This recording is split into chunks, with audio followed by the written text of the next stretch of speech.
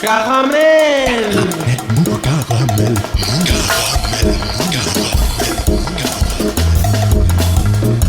Caramel. Mou. Caramel. Caramel. Mou.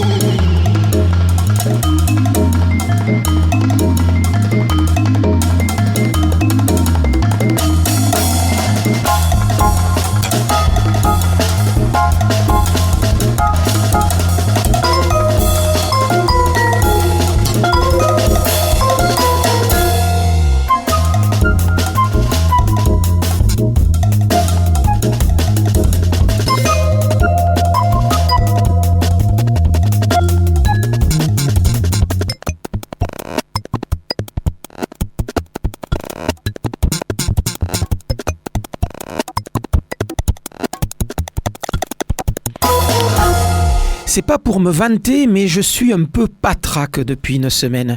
Un peu vide. Un enseignant, Samuel Paty, décapité au motif que lors d'une séance consacrée à la liberté d'expression, il a montré, entre autres, une caricature de Mahomet pour illustrer le sujet qui, soit dit en passant, fait partie du programme des 4e. Ça me laisse sans voix. Quel mot pour décrire le désarroi, l'horreur que cet acte abominable suscite? Comment exprimer sa colère devant la bêtise humaine? Un tueur fanatique, un parent d'élève soutenu par un prédicateur islamiste qui se répand sur Facebook en propos injurieux et fausses informations, une gamine menteuse par qui transitent ces fausses informations, 2 gamins qui jouent les balances, pas de mots. Une valeur, la laïcité, qui depuis des lustres est conjuguée à toutes les sauces et ça ne va pas en s'améliorant, pas de mots. Un ministre, celui de l'Intérieur, déclarant qu'à titre personnel, il a toujours pensé qu'un rayon halal ou cachère dans un supermarché, c'était le début du communautarisme. Pas de question, entre parenthèses, amis allergiques au gluten, il est temps de réagir. Alors quoi opposer à ces meurtriers fanatisés, à ces parents, ces militants luttant au nom d'un Dieu contre la République, qu'ils ne se sont pas trompés d'adversaires, que le mouvement des Lumières, la Révolution française, puis les lois définissant la laïcité, allaient dans un même sens, empêcher les religions d'imposer leur vérité, leur loi, leur pouvoir, tout en leur permettant d'exister, mais sans rien imposer dans l'espace public. La critique, la satire, le blasphème, la moquerie ont été les moyens utilisés dans ce combat. Hier, dans un post sur Facebook, Majid Cherfi rappelait qu'enfant, il allait, je cite, à l'école comme on se blottit dans un nid attendant la béquée quotidienne. Plus loin, il affirme qu'elle, l'école, le protégeait, je cite encore, d'un monde dur qui ne voulait pas de mes parents. Oui, l'école doit rester ce lieu de cet apprentissage de la citoyenneté, de l'esprit critique, des règles d'une société ouverte. Mais faut-il encore y croire et y croire collectivement? Faut-il vouloir s'en donner les moyens? Je ne sais pas vous, mais moi, à titre personnel, comme le dirait Darmanin, je ne nous vois pas en prendre le chemin. Salut les filles, c'est Joe Kangourou pour un nouvel épisode de Caramel Mou, saison 32, réalisé et mise en onde par Alban Pelletier. Ce soir, on parle sang, horreur et hémoglobine avec notre bon professeur Thibaut et sa chronique de cinéphilie décalée. Et on parle également d'accordéon et de marathon avec Corentin Restif, notre invité du soir. Et puis dans quelques minutes, Salah Amokrane sera à ce micro pour sa première intervention de la saison. Mais on commence tout de suite par la nouveauté de la semaine. Vous savez comment ça se passe. Matin, on se lève pas très bien, on met machinalement un disque dans la machine à café tout en préparant un thé avec le lecteur CD, histoire de se remettre les idées en place. Et puis, émergeant des limbes nocturnes, pas encore entièrement dispersées, on se retrouve les oreilles légèrement accrochées par la musique qui défile depuis 5 minutes en fond sonore d'un réveil difficile. Au point de se dire, mais putain, c'est quoi ce truc? Et là, on écoute étonné et ravi. Une merveille de réveil comme je vous en souhaite le plus souvent possible. Et comme je l'ai vécu il n'y a pas très longtemps, à l'écoute un matin du dernier album de Manuel Bienvenu. Cet album s'appelle Glow. Auteur, compositeur, arrangeur, guitariste, chanteur et pianiste, ce Parisien en est à son 4e album en 20 ans de carrière. C'est vous dire s'il prend son temps pour peaufiner des compositions complexes, aériennes, oniriques, entre post-rock, pop sophistiqué et jazz. Pour l'univers, on pense à Marcolis, celui de Tall Talk, à Ben Watt d'Everything But the Girl, au High Lamas ou encore au courant de Canterbury dans les années 70. Pour la voix, on pense à Robert Wyatt ou à Vinnie Reilly, le guitariste et chanteur de Durruti Colón. On a connu influence moins pertinente. Quatrième album, plutôt riche, foisonnant, touffu, mettant en scène et mettant en mouvement une foultitude de sons et d'instruments, donnant corps à une musique simplement complexe qui s'apprécie à la première écoute et se déguste sur la longueur. Manuel, bienvenue. On écoute tout de suite Passin' Shot, extrait de son quatrième album Glow. C'est Caramel Mou et c'est tant mieux.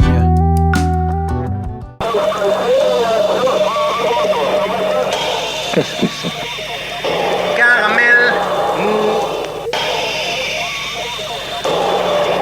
Et ça, qu'est-ce que c'est? Cette voix dont l'accent triomphant perce à travers le grésillement de la radio. C'est Joe Kangourou, pardon. Oui, toujours Joe Kangourou sur Radio Campus 94 MHz et c'est bien Caramel Mou que vous écoutez. Salam Okrane, bonsoir. Bonsoir. Première intervention de la saison et puis vous arrivez sur un champ de l'actualité complètement dévasté. Il y a ce qui s'est passé cet été sur certains quartiers à Toulouse et notamment le quartier des Isards. Vous avez envoyé plein de lettres, de postes et de textes pendant tout l'été pour nous informer de ce qui s'y passait, pour nous dire un peu ce que vous en pensiez. Et puis il y a aussi cet événement tragique dont je me faisais l'écho en début d'émission qui s'est passé la semaine dernière, vendredi, pendant que nous étions en train de fabriquer le caramel mou de la semaine dernière. C'est vrai que l'époque est un peu lourde. Elle est un peu lourde. J'aurais bien envisagé de m'exiler, je sais pas, par-delà l'Atlantique, je sais pas, en Guyane, à Saint-Laurent-du-Maroni. Mais il paraît que là-bas aussi ils sont confinés, qu'il y a un couvre-feu. Donc je vais me contenter de Toulouse. Et puis... ce qu'on se disait à la pause, quoi. Bon, promis, la prochaine fois, je m'achète un paquet de carambars et je vous fais une chronique avec les blagues des carambars. Ce sera pas très marrant, mais bien. Plus léger. Ça sera pris en charge par la production de cette émission. D'accord, parce que, voilà, lorsqu'il y a quelque temps, sur ta proposition, j'accepte de venir de temps en temps bavasser de quelques idées à caramel mou, je le fais parce que je sais qu'on y trouve... du vin blanc, des bons moments, et que je vais y croiser des célébrités locales et des chroniqueurs et des chroniqueuses dont je tairai ici mon admiration. Quand j'accepte, je pense que je vais pouvoir vous parler de futilités, comme les élections, par exemple, et donner mon avis sur des listes de gauche séparées idéologiquement par une feuille de riz Lacroix ou 3 feuilles. Enfin, ça dépend si on est pour ou contre la légalisation. Et tranquillement me moquer de nos combats de coq sur la place du Capitole pour savoir qui va perdre l'élection municipale. Quand j'accepte, je ne veux pas croire que le pire est à venir et je ne sais pas encore si on va trouver du pétrole à toujours tomber si bas qu'il ne nous reste plus qu'à creuser pour aller plus loin. Il y a encore une semaine, quand j'accepte d'être ici, quand tu m'as appelé, je sais bien que je ne vais pas être bien léger. Après un été meurtrier aux Isards, tu en parlais au début, dans ce quartier que j'aime, où j'ai grandi, où je tente d'agir et où je vis bien. On y vit bien aux Isards, et je vous promets qu'un de ces jours, il ne s'y passera suffisamment rien pour que je vous dise comment et pourquoi. Il y a une semaine, je sais que je vais vous parler des Isards, de ces 4 jeunes et de bien d'autres, et vous dire que ces drames ne sont pas de simples faits divers qui garnissent les pages de la presse locale et leur dégueulis de commentaires anonymes. Oui, quand vous parlez de 4 jeunes, c'est 4 jeunes morts. 4 jeunes morts. Assassinés, morts dans des histoires sans doute liées au trafic de drogue, mais enfin morts. Morts, voilà, on parle de morts. Et il y a eu des blessés aussi. Donc je parle seulement des 4 jeunes, mais il y a eu aussi d'autres jeunes qui ont été blessés. Je sais que je vais vous dire que ces jeunes ne sont pas les seules victimes de ces terribles événements, et que les autres victimes, ce sont les habitants de ces quartiers, de ce quartier, qui vivent cette violence, et que cette violence, elle ne tombe pas du ciel. Que la pression liée à la présence du trafic de drogue est permanente, elle est quotidienne, c'est une pression et une violence à bas bruit au quotidien. que ces espaces publics, ces espaces de vie, sont occupés par des activités intrusives. Dealers, consommateurs et intervention des forces de police, toutes sirènes hurlantes et bien loin des gardiens de la paix. Toutes sortes de gens qui n'ont rien à faire là, où des enfants devraient jouer au ballon, et où des anciens devraient être assis à dire du mal de leurs voisins. Que cette situation nous oblige à conseiller à nos enfants de ne pas emprunter un chemin au cœur du quartier pour tenter de rentrer à la maison alors que c'est le chemin le plus court. Je ne comprendrai jamais. Personne parmi les responsables politiques ne s'adresse à eux, aux habitants de ces quartiers. D'abord pour les soutenir moralement et leur assurer qu'ils sont des Toulousains au même titre que les autres. On n'imagine pas dans n'importe quel autre quartier de la ville devant le même type d'événement qu'on ne s'adresse pas aux gens qui vivent dans ce quartier pour leur dire qu'on est avec eux. Et peut-être aussi ensuite pour envisager des réponses. Des réponses que la visite tonitruante et au pas de charge de la crème gouvernementale n'aura pas donné, puisqu'on a eu des visites, on a eu pratiquement tout le Conseil des ministres. Oui, qui sont passés cet été, en septembre, et tout récemment, là, il y a 15 jours, tout récemment, il y a 15 jours. Le Premier ministre, le ministre de l'Intérieur, le ministre de l'Éducation et le ministre de la Justice. Et bon, il n'y avait pas le ministre des Affaires sociales, je vous rassure, il n'y avait pas la ministre de la Ville, il n'y a pas le ministre de la Culture non plus. Il n'y a pas grand-chose à faire de ce côté-là à Toulouse. Voilà, bon, après, ça nous a au moins un avantage, le quartier était très propre. Un désavantage, beaucoup de voitures à la fourrière. Il y a une semaine, je ne sais pas encore que je vais penser très fort à Madame Vedel, ma prof de français, alors que je suis en 3e au collège Frédéric Estève. Aujourd'hui, collège Claude Nougaro. La meilleure de toutes les profs du monde. Il y a une semaine, je sais que je ne vais pas être bien léger, mais je n'imagine pas à quel point il sera difficile de sortir et trouver des mots et de dire ce nom propre, Samuel Paty. Jamais un nom n'aura été aussi propre. Alors j'ai du mal à imaginer que son nom puisse être sali à ce point par des vautours de tous les horizons. En premier lieu, ceux qui prennent la tête et le cœur de ces jeunes et les poussent à commettre des assassinats au nom de la religion. Et ensuite, ceux qui prennent la tête et le cœur de tout un pays et le cœur et la tête du vivre ensemble au nom de la politique. Doit-on revoir à la baisse nos ambitions et se contenter de survivre ensemble entre 6h et 21h ? Il semble que seuls les plateaux télé ne soient pas soumis aux gestes barrières et à la limite de circulation du racisme et de l'infamie. Il n'y a bien que pour eux que les quartiers sont libres. Je ne l'imagine toujours pas, mais à condition de retrouver la raison et de ne pas laisser la politique et la parole publique à des gens si peu sérieux qu'ils considèrent qu'un rayon halal ou kasher est un motif d'inquiétude plus important que les marchés conclus par la France avec les Émirats arabes unis ou l'Arabie saoudite. J'ai dans mon sac un saucisson Isla Deis et quiconque m'approche, il peut craindre le pire.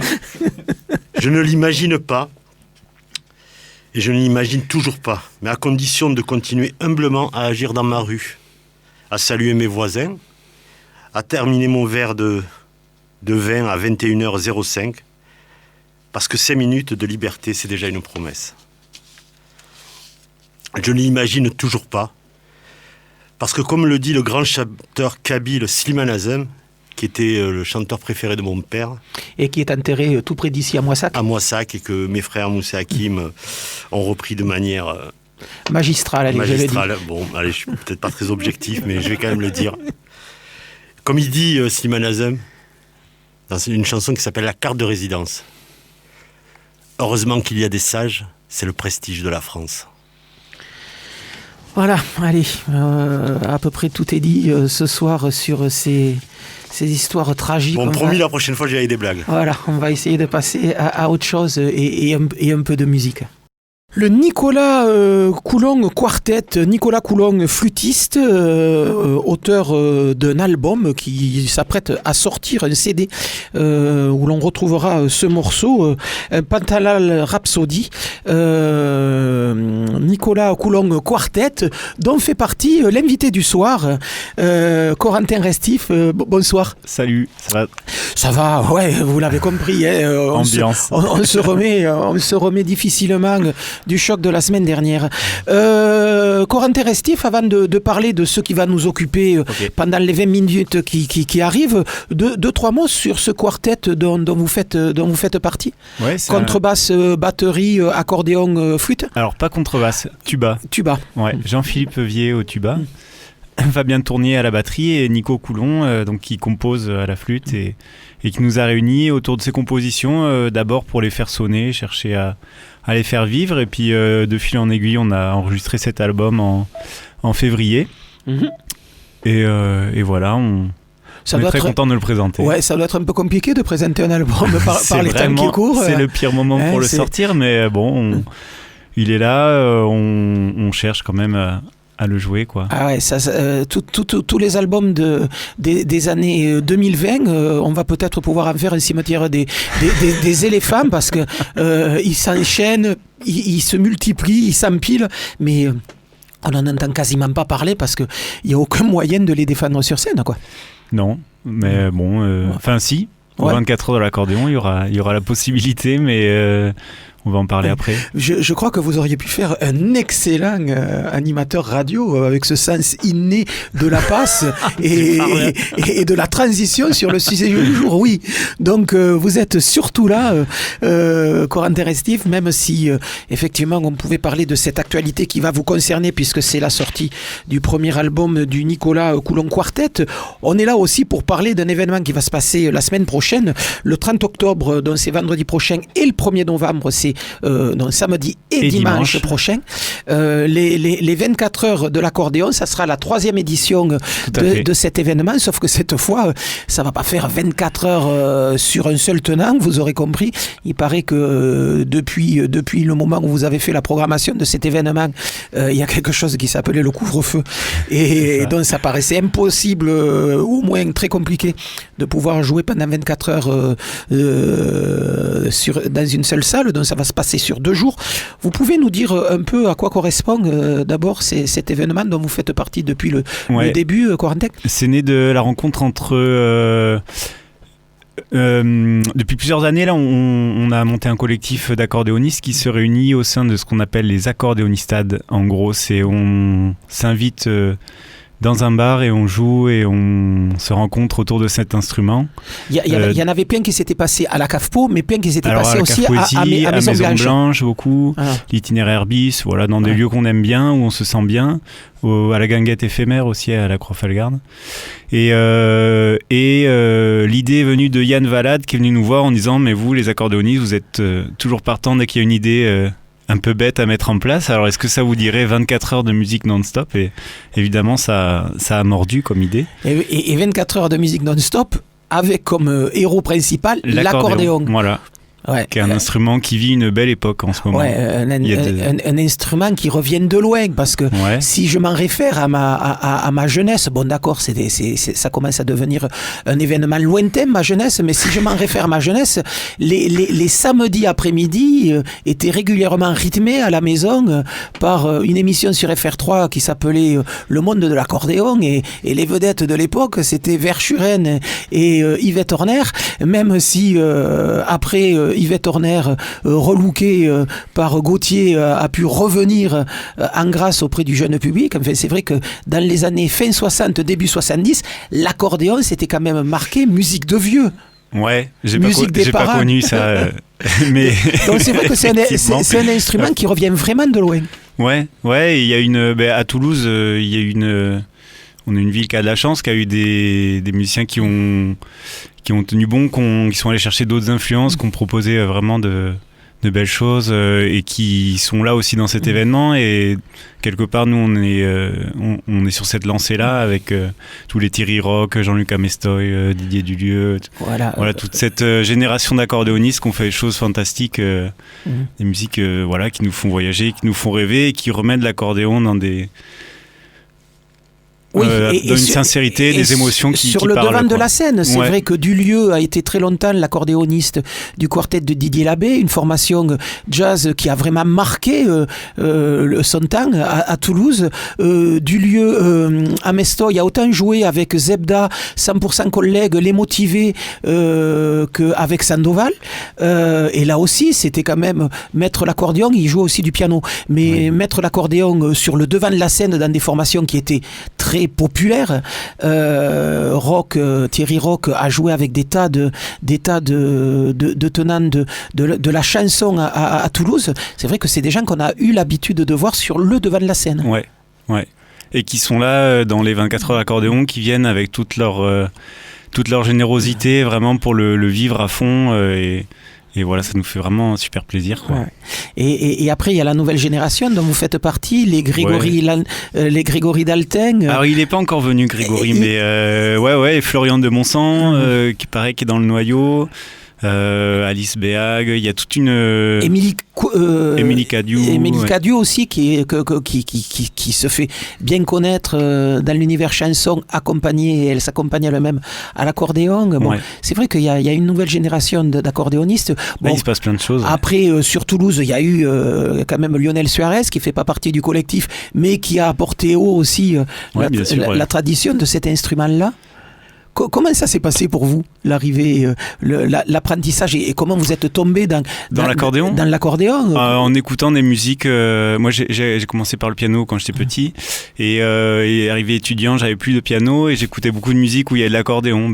Justement, des gens que je connaissais pas encore, mais voilà, les motivés, etc. Et j'ai acheté un accordéon sur un coup de tête et c'est parti. Depuis, le coup de tête est encore là, quoi. C'est vrai qu'à Toulouse, il y a eu cette tradition de l'accordéon dans certains groupes dont vous venez de parler, 100% motivé, des choses comme ça, mais aussi dans tout ce mouvement musical qui s'est monté, Arnaud Bernard, autour du croisement entre tradition occitane et musique brésilienne, notamment le foro, Rita Macedo avec les Famoustés. C'est vrai que petit à petit, l'accordéon aussi, on l'a entendu dans ces univers-là. Ouais, c'est un instrument qui est ouvert à la rencontre. Partout et toujours avec bien souvent avec un lien populaire qui permet vraiment la rencontre des musiques, la rencontre des cultures. Mais pourquoi plus l'accordéon qu'un autre ? Alors je cherche pas plus ou moins, mais c'est un truc que j'observe, quoi. Disons, il y a un lien qui se passe, quoi. Bon, c'est vrai que c'est aussi un instrument qui a eu un long voyage, un instrument qui vient d'Italie, qui s'est retrouvé au Brésil, qu'on retrouve énormément dans l'Amérique du Sud, mais aussi dans les pays slaves, qui est un instrument traditionnel de la musique juive. Mais c'est vrai que c'est un instrument qui a beaucoup voyagé. Ouais, partout il y a des histoires de migration, de classe populaire. Les gens emportent avec eux leur bagage musical, leur culture, leurs instruments, et l'accordéon a fait son petit parcours comme ça, et on le retrouve partout. Pour décrire les intérêts de cet instrument, pour vous le diriez comment ?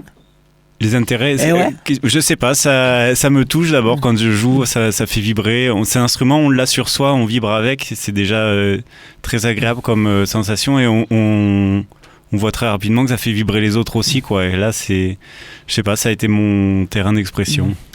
C'est vrai qu'il y a des moments assez magiques avec cet instrument. Je me souviens d'un concert au Mandala il y a quelques années avec Marc Perron qui chantait ses chansons tout seul au milieu de la salle avec son accordéon.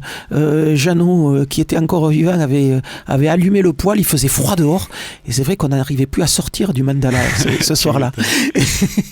Donc 24 heures d'accordéon, 3e édition. Ça va se passer comment ? Je le disais, ça va se passer sur 2 jours, samedi et dimanche. Est-ce que tu as ta calculatrice ? Parce que du coup, on a adapté notre programmation. Nous, on en est à la 3e version de la prog. Salah disait qu'il a fait 4 versions de programmation pour le festival Origine Contrôlée qui va bientôt commencer. Nous, la 3e, on espère que ce sera la bonne. Et donc, ça va démarrer à 11h à la Cave Poésie le matin. Donc le samedi 30. Voilà. De 11h à 20h, des concerts.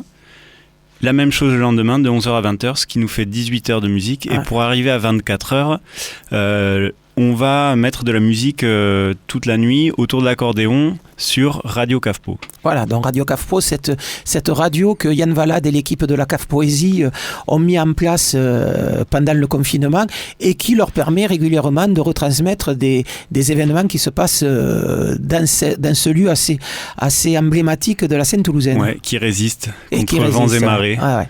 Tout à l'heure, quand on en arrivera à la page concert, c'est vite fait, il y a le bijou et il y a la CAFPO. Le reste, c'est nettement plus aléatoire. Donc 18 heures de musique live plus 6 heures de musique enregistrée qui seront diffusées donc sur cette radio web Radio CAFPO. Tu parlais de Marc Perron justement. Ouais. Alors je sais pas si tu avais deviné ou si tu as lu la prog, mais je l'avais pas encore, c'est presque une nouvelle parce que alors bien joué. Elle est pas montée depuis longtemps. Non, depuis lundi. Et un des temps forts, ça va être le dimanche de 15h à 17h où on a invité Marc Perron à se joindre à nous par visioconférence. Ah ouais. Donc il sera à Paris chez lui et pendant 2 heures ça va alterner entre une discussion avec lui, des petits films où on le voit jouer qu'il nous a proposé et puis les musiciens des 24 heures qui vont jouer un peu son répertoire, rendre hommage et on va faire la fête à Perron. Ah ouais, très bien. Temps fort, ouais. Quels sont les accordéonistes qu'on va pouvoir voir sur ce plateau ? Pendant tous ceux qui ont été invités aux 24 heures, donc dans la même journée là, il y aura Jean-Luc Amestoy, Thierry Hetzel, moi je jouerai un peu sans doute, Florian de Monsan, Bastien Fontanille, principalement des accordéonistes toulousains ou de la région. Cette année, on a réduit un peu la voilure. Eh ben ouais, parce qu'à 21h, il faut être rentré à la maison. Quand on habite à 200 km, c'est un peu compliqué. Et que le concert s'arrête à 20h. C'est un peu compliqué. Mais on est très enthousiaste quand même. Ça va être super. Combien de musiciens cette fois-là ? Une quarantaine. Une quarantaine. Ouais. Donc ils vont c'est vrai que l'an dernier on avait fait fort, il y avait une centaine de musiciens à être venus et là c'est pas possible. Ça rentrerait pas. Très bien, donc ça se passe à la CAFPO samedi prochain et dimanche prochain entre 11h et 20h les deux soirs.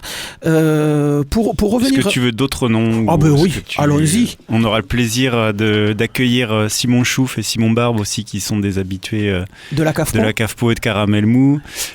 Simon Chouf, on rassure quand même ses fans, il joue toujours pas d'accordéon et lui c'est de la guitare. Par contre, Simon Barbe l'accompagne régulièrement sur scène. Et lui est accordéoniste. Alors si on s'est fait quand même une petite folie à inviter des gens qui viennent de loin, puisqu'on fait aussi la fête aux cousins de l'accordéon. Donc il y aura un joueur d'harmonium afghan, Jawid Ghani, qui vit à Paris, mais qui fait tout un travail autour de cet instrument, qui viendra jouer accompagné par un joueur de tabla. Ça va être aussi un joli temps le samedi.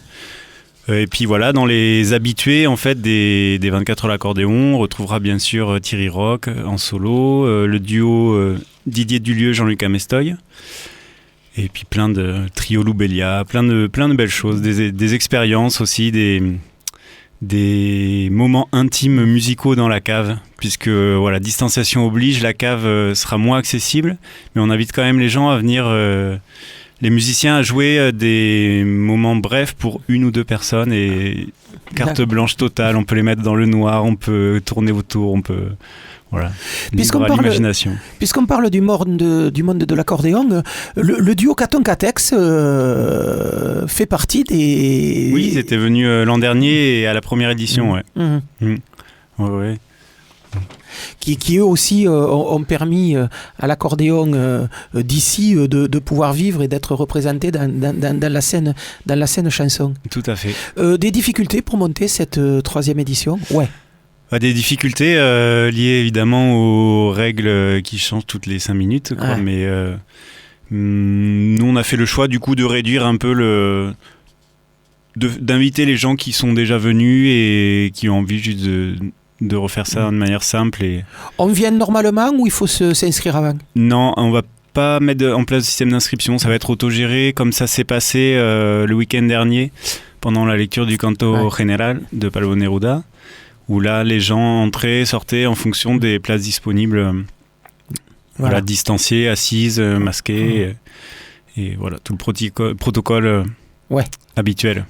Donc ça, on attendra peut-être dans le hall, mais s'il pleut, c'est un hall fermé, donc oui. Y a de quoi attendre. Et puis il y a 18 heures de musique pour trouver une place. Voilà, ça devrait pas être très compliqué. Donc ces 24 heures de l'accordéon, ça se passe samedi prochain et dimanche prochain. Ces 2 jours-là, de 11h à 20h, donc 18 heures de concert. Corentin nous le disait tout à l'heure, le reste du temps pour faire 24 heures, ça sera de la diffusion sur la télévision, la radio sur internet, Radio Cafpo. Pour finir avec vous, Corentin Restif, vous nous avez amené donc cet album du quartet de Nicolas Coulon. Vous faites partie aussi d'un trio, Café comme l'été. Café comme l'été. Et vous en êtes où avec ce trio? Tout va bien, on est motivé, on prépare un 2e album, on profite de pas avoir de concert pour se concentrer sur la création. Ouais, on se console comme on peut. Et on le sortira quand on pourra. Mais non, on a sorti un clip hier qui fait du bien. Voilà, on essaie de ramener toujours notre énergie, notre joie et la proposer là où on peut, quoi. À titre personnel, c'est vraiment compliqué la situation actuelle pour le musicien que vous êtes? Oui, ouais. Après, moi, j'ai plusieurs spectacles en création en ce moment, donc c'est une phase où on peut quand même travailler, on peut se voir, on peut faire nos résidences, donc il y a quand même une activité musicale, mais le fait de jouer en public, c'est terrible, le manque. Ça, ouais. Oui.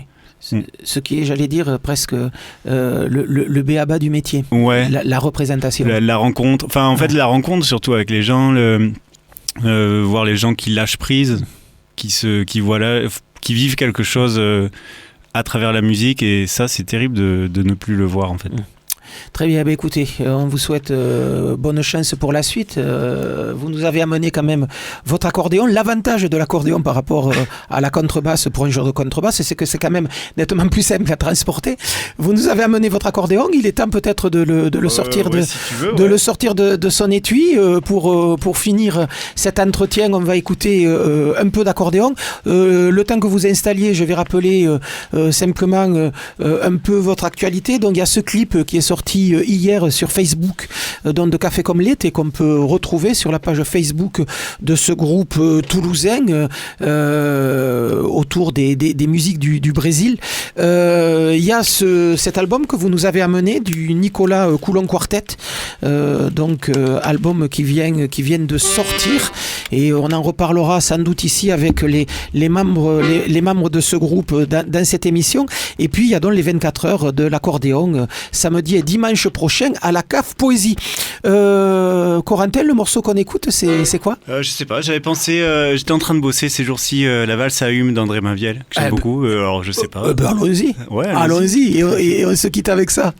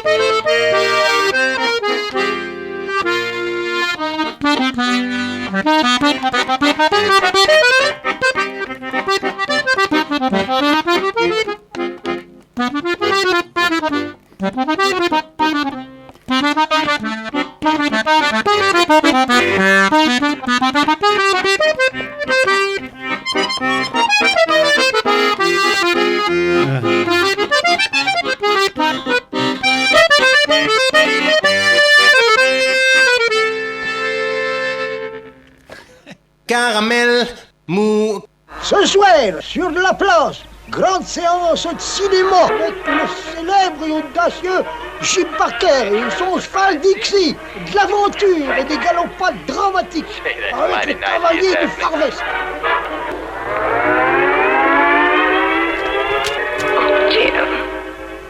Daphne, I love you.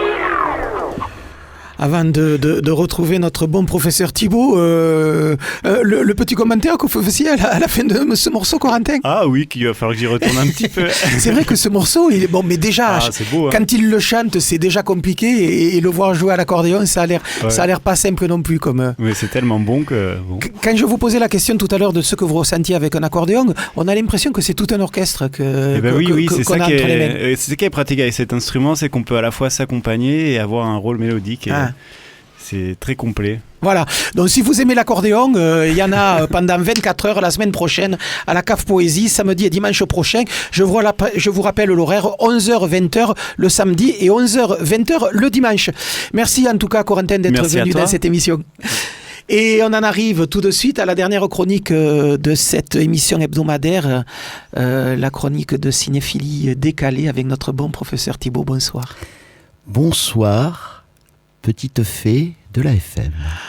Je donnerais n'importe quoi pour entendre ça régulièrement, ce qui se passe quand même assez régulièrement. Oui, tout à fait, mais moi aussi, je donnerais beaucoup de choses.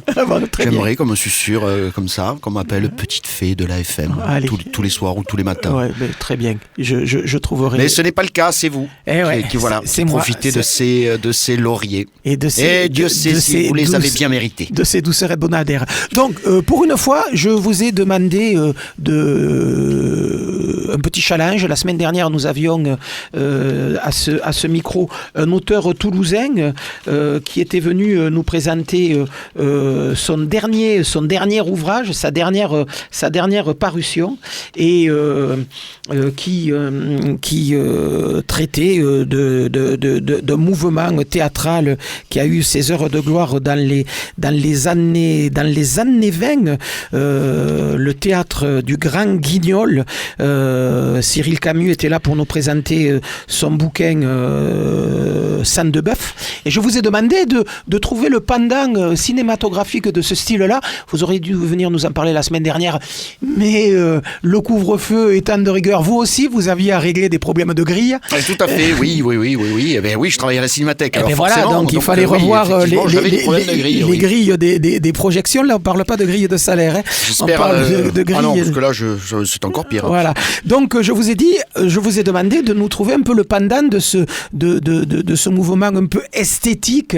Oui, alors tout à fait. Mais autour du début du gore, quoi. Oui, c'est ça, en fait. C'est le cinéma gore. Alors, c'est très curieux parce que la France est un pays très, très bizarre parce qu'on a une très, très grosse tradition de littérature fantastique et horrifique et même dans le théâtre, puisque le théâtre du Grand Guignol, c'était quand même quelque chose de très franco-français pour l'époque, parce que je vous rappelle que quand même on coupait des membres humains sur scène, enfin c'était des effets spéciaux bien évidemment, mais on s'amusait beaucoup, enfin les spectateurs étaient aspergés de sang, etc. Personne ne se plaignait à l'époque, c'était ça qui était formidable. Aujourd'hui on peut plus. Il y avait même une guillotine dans le théâtre qui de temps en temps servait à couper la tête d'un des protagonistes de la pièce. Alors, en plus c'était une extraordinaire soupape, je vous rappelle que la peine de mort était encore en vigueur.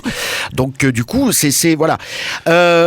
Et puis comme toujours au cinéma ça fait un peu plouf. Donc alors moi la sélection de films que j'ai fait, je suis un peu retourné aux origines. Après c'est un peu n'importe quoi avec des trucs drôles et beaucoup moins drôles quand même, parce qu'il faut toujours respecter la parité. Vous voyez. Alors on pourrait commencer par quoi? On va commencer par les débuts. Alors quand c'est que le cinéma gore a véritablement explosé, alors on pourrait se dire il y a eu un théâtre du Grand Guignol dans les années 20, donc on pourrait se dire qu'en 1925 le cinéma gore explose, mais non, pas du tout.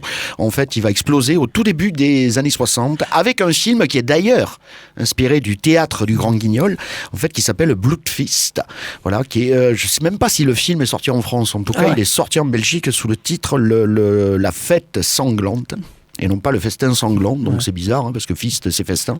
Voilà, et qui était qui est un film américain, à tout petit budget. C'est vraiment tourné avec 4 cacahuètes, donc pas de star, bien évidemment, etc., etc. Vous connaissez le machin. Et là, vaguement, l'intrigue, c'est un descendant donc d'une vieille famille égyptienne, donc qui veut tout simplement recréer le festin égyptien. Alors, qu'est-ce que c'est que le festin égyptien? C'est un chaudron comme ça, avec des membres humains, des têtes, des yeux, des trucs comme ça et tout. Et donc voilà, donc en gros, voilà, ce brave garçon va déambuler en toge dans la ville et va aller couper quelques membres à droite, à gauche, etc. Alors, ça peut paraître complètement désuet aujourd'hui, mais c'est un film qui était en couleur, je précise, c'est très très important. Mais c'était la première fois où on pouvait voir, par exemple, un bras séparé de son corps. Enfin, ça devenait, si vous voulez, le sujet du film. Et c'est ça qui est intéressant, c'est-à-dire que c'était plus juste quelque chose qui s'incluait dans le scénario, parce qu'on trouve des scènes gore, bien évidemment, avant, mais ce n'est pas le sujet du film. Alors que là, ça devient vraiment le sujet du film, c'est-à-dire que l'intérêt, en fait, c'est de montrer des gens, en gros, qui se font démembrer. Voilà, l'intérêt, c'est de savoir comment on remplit la marmite. Oui, exactement. Non, mais c'est ça. C'est exactement ça. Et donc, du coup, vous imaginez bien, ça a eu un succès phénoménal, et quelque part, ça a lancé, alors, difficilement aussi, parce que ça a lancé, ça a mis un petit peu de temps à s'installer, la grande vague du cinéma gore. Alors, la sélection que je vous ai faite, là, c'est un petit peu n'importe quoi. Ce premier film, on le trouve Oui, là, tous les films dont je vous parle sont trouvables, très facilement, légalement ou illégalement. Vous voyez, si vous avez beaucoup d'argent, vous les trouvez légalement, et si vous n'avez pas d'argent, vous les trouvez illégalement. Voilà. Mais en fait, le principe, comme je le rappelle toujours, il faut toujours une morale, c'est si vous volez quelque chose, il faut savoir que vous volez. C'est ça qui est important. En fait, c'est pas tellement de voler quelque chose, c'est de savoir qu'on le fait. Donc, je reviens à mes petits films gore. Alors là, comme j'ai des trucs pas drôles, je sais pas où les mettre et tout. Allez, on va continuer. Alors là, on est en 63, donc aux États-Unis. Allez, on va partir en Italie avec un metteur en scène qui s'appelle Lucio Fulci. Donc là, quatre films à trouver très très facilement. C'est L'Enfer des zombies, réalisé alors en 1979. Alors là, il y a peut-être une des scènes qui est peut-être quelque part le plus représentatif du grand guignol, en tout cas dans l'esprit, parce que ça n'aurait pas pu se passer au théâtre. Il y a un combat très très étrange entre un requin et un zombie. Alors c'est un petit peu bizarre, hein, voilà. Mais ça existe. Et on apprend donc que le zombie sait nager. Tout à fait. En fait, il est sous l'eau, il marche sous l'eau. Il ne sait pas trop nager. Vous voyez, voilà. Donc il y a ensuite L'Au-delà en 1981. Il y a juste avant, il y a Frayeur et La maison près du cimetière aussi, qui a été réalisé juste après L'Au-delà en 1981. Alors Lucio Fulci, c'est assez dément. Moi, c'est un metteur en scène avec qui j'entretiens des relations un petit peu bizarres, parce que des fois j'adore ça et des fois je déteste ça. Il y a une espèce de négation de l'être humain, et chez lui c'est toujours très sale. Alors c'est un gore très sale, très brun. D'habitude on a du sang très rouge, vous voyez, quelque part c'est festif le gore, etc. Chez Fulci c'est pas du tout festif. C'est-à-dire il y a une passion pour le pourrissement du corps humain. Donc on est dans des trucs marrons, dégueux, orange, etc. Ça coule, c'est plein de fluides corporels, etc. Enfin, ça respire la mort, vraiment. Ah, ça donne envie, oui, il est toujours question de porte de l'enfer qui s'ouvre. Enfin, on va tous mourir dans d'atroces souffrances, etc. Mais comme il n'y a pas d'argent, il n'y a pas beaucoup de gens qui meurent, hein, donc tout va bien quelque part. Mais en tout cas, c'est des films qui pèsent un peu. Voilà. Alors ça, voilà. Alors si vous êtes pas très très en forme, surtout ne regardez pas les 4 films de Lucio Fulci, mais dirigez-vous plutôt vers Evil Dead de Sam Raimi, 1981. Donc Sam Raimi qui est devenu, comme vous le savez, un gros cinéaste qui a réalisé des Spider-Man, etc. Le renouveau de Spider-Man, c'est lui. Voilà, exactement tout ça, qui est un grand fan de culture populaire. Et Sam Raimi, en 1981, a réalisé donc ce film complètement incroyable. Là aussi tourné avec 4 francs 50 maximum, enfin $4,50, puisque c'est américain. C'est du gore complètement burlesque. Alors là aussi, c'est un film qui est un peu partagé en deux parce que l'histoire qui est là aussi peu importante, en fait, on a quelques jeunes gens qui se retrouvent isolés dans une cabane au fond des bois et bien évidemment les forces maléfiques vont se déchaîner. Mais là aussi, c'est un festival gore. Alors là, voilà, ça explose de tous les côtés. Là, il y a beaucoup de couleurs et tout, etc. Il y a énormément de sang. Je crois que c'est un des films que j'ai vu où il y a le plus de sang, effectivement. Et il y a quand même un côté burlesque dans tout ça. Et Sam Raimi, en fait, s'est inspiré beaucoup de Chaplin, de Keaton, de comiques stupides que j'adore d'ailleurs, qui s'appellent les Trois Stooges. Voilà, enfin voilà, on dérape sur les flaques de sang, on tombe là-dedans, mais finalement c'est pas grave, il y a plein d'effets spéciaux image par image, là aussi. Bref, on s'amuse beaucoup, c'est un espèce de roller coaster de l'horreur. Alors ça, je conseille très fortement. Evil Dead de Sam Raimi, qui se trouve très très facilement. Mais ça, c'est un classique, tout le monde connaît maintenant. Il y en a 3 dans la série, le premier est formidable et le 3e est pas mal aussi. Ah oui, tout à fait, il y en a 3. Mais moi, j'ai gardé le premier parce que c'est celui que je préfère. J'ai été élevé avec Sam Raimi. J'ai été élevé avec maintenant que vous me le dites, il y a plein de choses qui d'un coup s'éclairent dans ma tête. 1981, qu'est-ce que c'était bien. Bref, alors on va passer à du gore historique. Alors, complètement dégueulasse. Alors ça, c'est fascinant. Moi, ça me fascine. Ça va pas du tout vous plaire, ni même d'ailleurs à nos auditeurs. On va parler de Camp 731, un film chino-hongkongais, alors que je n'ai vu que 2 fois. Voilà, vous allez comprendre très vite pourquoi. Un film chino-hongkongais donc de T.F. Pong qui date de 88, qui lui alors se passe à la fin de la Seconde Guerre mondiale et décrit ce qui s'est passé dans l'unité qui a existé, donc l'unité 731, qui avait été créée par le Japon, voilà, qui était en perdition à l'époque et qui se disait tiens, ce serait bien de faire des expériences avec des humains, comme ça on pourrait peut-être fabriquer des armes bactériologiques qui pourraient faire mal à plein de monde. Alors c'est super, c'est formidable, faire mal à plein de monde, c'est génial et ça s'est réellement passé. Surtout pendant la Deuxième Guerre mondiale, ça peut servir. Et alors voilà, ça c'est un film qui est partagé. Alors d'un côté, effectivement, vous avez des effets spéciaux complètement ahurissants, notamment alors expérience au niveau bactériologique. Bon, il y a une jeune fille qui se fait plonger les mains dans de l'eau glacée et qui sort ses mains de l'eau glacée et on lui éclate les mains avec une matraque, donc tout ça par en morceaux. Ça c'est des effets spéciaux, il n'y a pas de problème. Mais ça se gâte quand on voit un chat se faire dévorer par des rats. Alors ça, on se dit, on est quand même franchement en face de quelque chose de très difficile. Et le pic est atteint lorsque nous assistons à une véritable autopsie donc d'un jeune garçon de 12 ans. Voilà, puisque les plans donc sont insérés dans le film. Donc, ami auditeur, tu peux toujours m'insulter par portable. Je le rappelle, 06 15 29 51 79. Mais voilà, ça existait. J'ai vu ça au ciné. J'ai eu ça en cassette vidéo et j'ai eu un DVD. Je sais plus où j'ai foutu le DVD, donc parce que on peut pas appeler ça plaisir de cinéphile. Et pour terminer très vite, donc je terminerai sur une note beaucoup plus drôle, donc qui est le Réanimator, donc de Stewart Gordon, encore un film américain qui date de 85 où là on a un gore cartoon décomplexé et sexuel.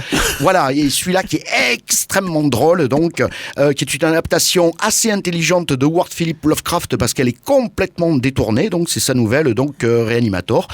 Voilà, et là on s'amuse beaucoup. Voilà, c'était pour terminer sur une note plus drôle. Voilà, un peu plus légère. Fred Thibault, merci de cette chronique encore tonitruante et on se retrouve très vite. Voilà, nous on va juste se quitter. Peut-être on peut écouter le dernier morceau, histoire pour moi de vous annoncer quelques concerts de la soirée. Ce soir, il y a de la chanson avec la Pietà au Bijou à partir de 19h. Évidemment, tout le monde commence ses concerts un peu plus tôt. À Mixarmiris, et cela jusqu'au 10 novembre, il y a l'exposition Sonoptype, un projet artistique autour de l'expérimentation sonore et visuelle, visible le mercredi, jeudi, vendredi, samedi, de 18h à 20h. Là, il faut s'inscrire, ça c'est à Mixarmiris. Il y a une liaison pornographique ce soir, pièce de théâtre, ce soir et demain soir à 19h à la Cave Poésie avec séance supplémentaire à 16h dimanche. Et puis demain, c'est le disque RD, le dernier des 4 disques RD de cette année pour cause de Covid. Et notamment, vous pourrez voir à Croc Vinyl, un certain nombre de labels toulousains un peu underground. Je vais vous les citer Setanels Bike Punks, ça c'est le premier label, Hayden B, ça n'est un deuxième, et puis Dutch Records, c'est le troisième label un peu underground toulousain qui seront représentés demain après-midi à partir de 10h le matin à Croc Vinyl. Et ce qu'on écoute derrière moi, c'est The Guilty Pleasure, un des groupes de ce label Dutch Records qui vont me faire sortir justement à l'occasion de ce disquaire demain un premier EP de 4 morceaux, dont est extrait ce petit morceau Alice. Et on va se quitter là-dessus. On se retrouve nous la semaine prochaine, même heure, même adresse. Salut les filles, The Guilty Pleasure.